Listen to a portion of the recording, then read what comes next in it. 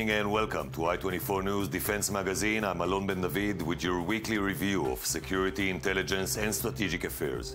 In this edition, Saudi Arabia overtook India in 2014 as the world's biggest importer of defense equipment. What are the trends in the ever-expanding global defense market?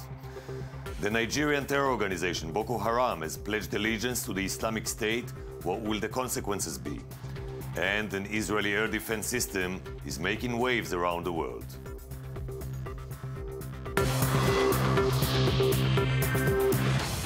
A new report by IHS James Publishing Group indicates that the global defense market saw increased trading activity for the sixth consecutive year.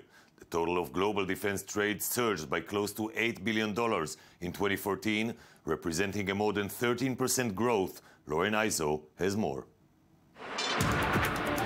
Saudi Arabia was named 2014's leading defense importer, surpassing India, which took the top spot in 2013. So the market continues to be dominated by India and Saudi Arabia, both of these countries importing around $7 to $8 billion worth of equipment every year. And not only that, but they have huge backlogs of orders already set up in place. According to the IHS Annual Global Defense Trade Report, Saudi defense imports increased by 54% between 2013 and 2014. And based upon planned purchases, there will be a 52% increase in 2015, which means 1 out of every $7 spent on defense imports in 2015 will be spent by Saudi Arabia. Saudi Arabia and UAE together imported $8.6 billion in defense systems in 2014, more than the imports of Western Europe combined. This makes Saudi Arabia the biggest defense trade partner to the United States, which has maintained its position from 2013 as the world's largest weapons exporter, closely followed by Russia. Russia exported $10 billion in 2014, an increase of 9% from 2013, but not nearly enough to surpass the U.S. This is largely due to sanctions being imposed on Moscow over the conflict with its neighboring Ukraine, causing many programs to shut down and limiting the country's sales growth. Israel dropped to 7th place among top defense exporters from 6th place where it sat in 2013. The IHS Annual Global Defense Trade Report examines trends in the global defense market across 65 countries and 40,000 defense programs worldwide. And we are now joined via Skype by Ben Moores, author of the IHS Annual Global Defense Trade Report. Thank you for joining us. Your report shows an increase of close to $8 billion in the defense trade last year. To what do you attribute this surge?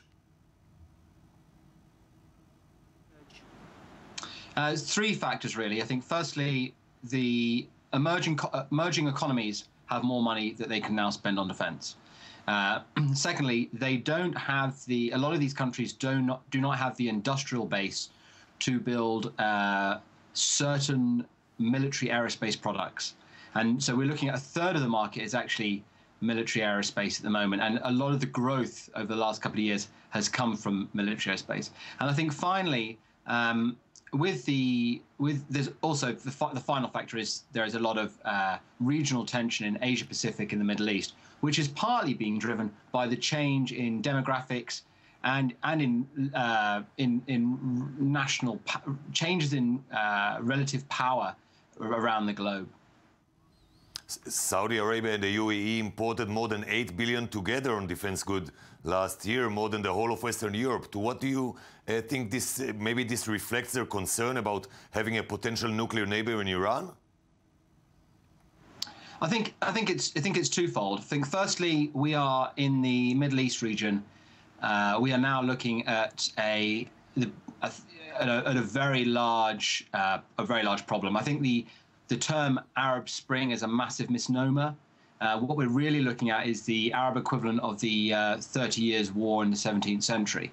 We've got huge demographic changes and pressures and socio-industrial changes, which are causing a lot of civil disturbance and issues. And we've already seen the breakdown of a number of states. So this isn't going to go away. And I think the Emirates and the Saudis know this. And by acquiring arms, this allows them to, in some way, impose their will on events as they unfold over the coming years. Israel has dropped from being the 6th largest exporter to the 7th. How do you explain this decline? I think it was a very slight decline. Israel is an interesting case in that most of our countries at the top end are there because they final assembly large aircraft in large volumes. Israel is the one exception to that rule, and Israel does not have a large final assembly aircraft capability.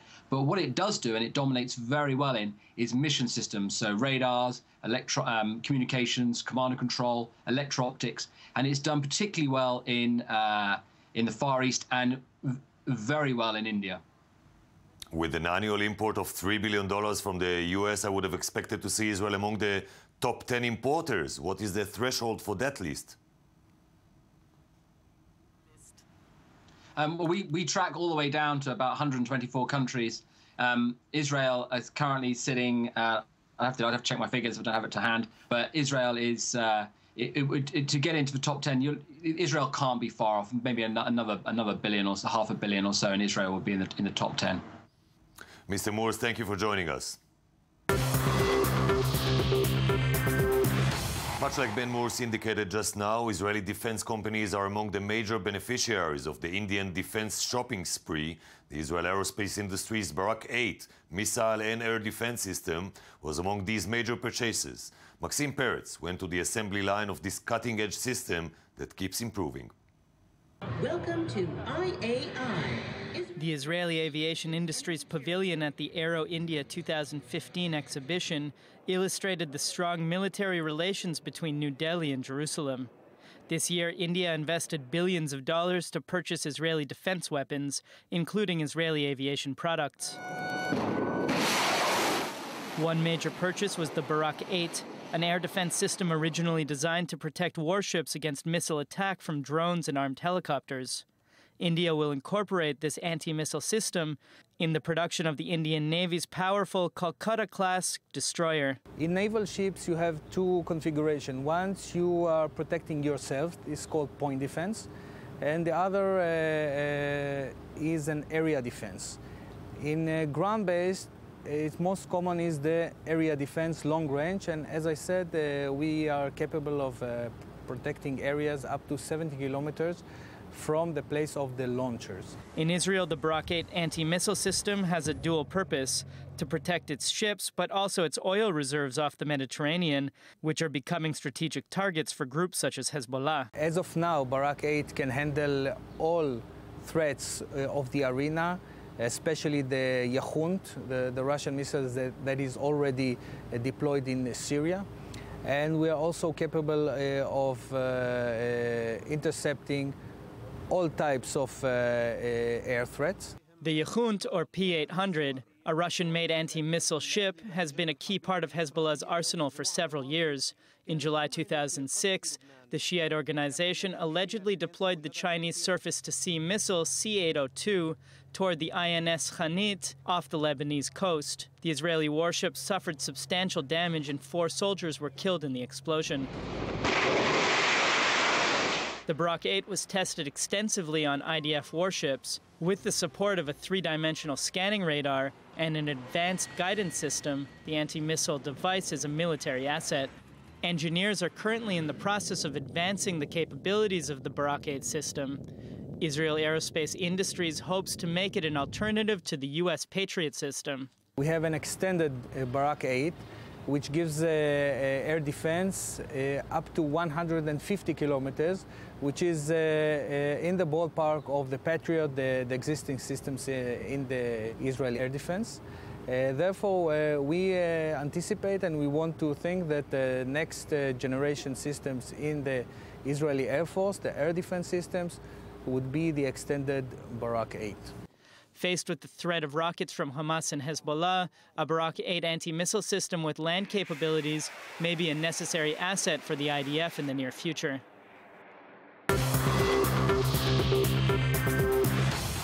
More and more Islamic terror groups around the world are pledging allegiance to the Islamic State. Before we discuss whether these pledges pose a threat that is more than symbolic, Lorena Izo reports on the latest.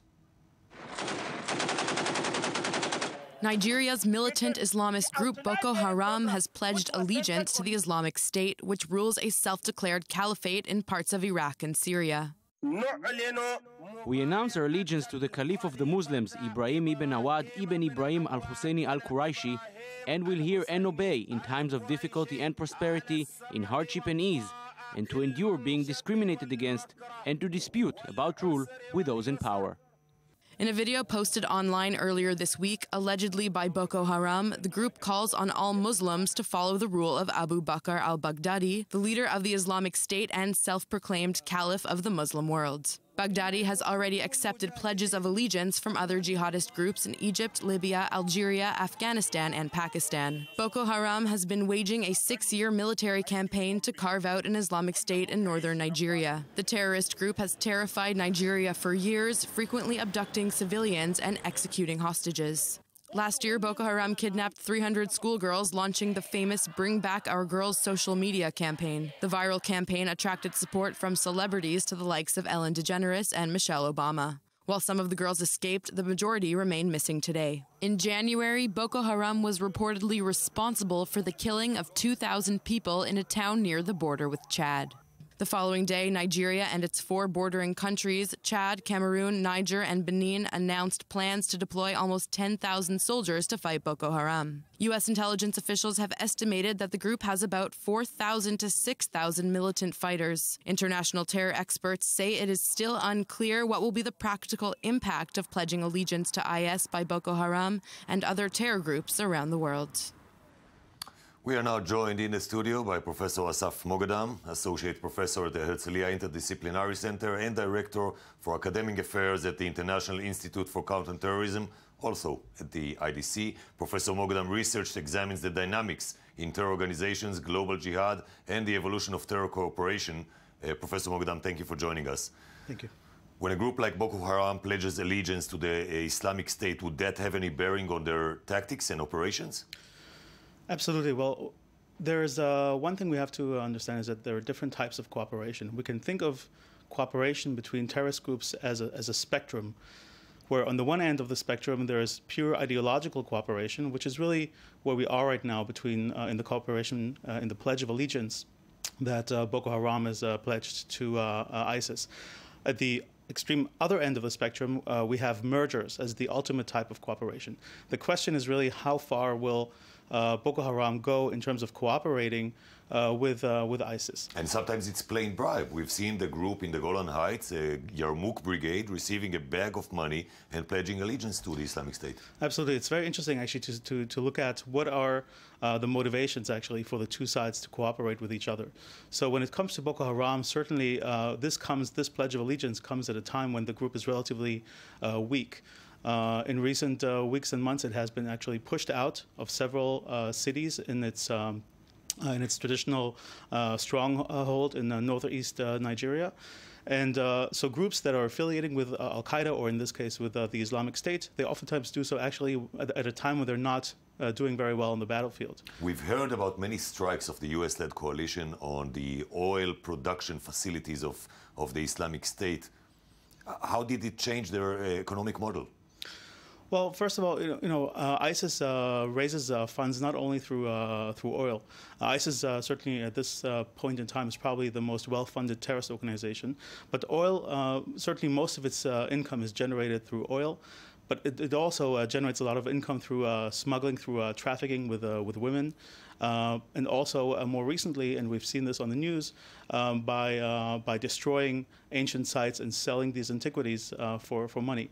So if we want those antiquities that they are trying to destroy in northern Iraq. Absolutely. So it's a very cynical approach, but they're destroying these antiquities, they're destroying a part of history, but they're also using it to make money for themselves. Overall, how do you evaluate the progress of the international campaign against the Islamic State? Well, it's interesting because when we look at ISIS, really, we can do a kind of a cost-benefit analysis.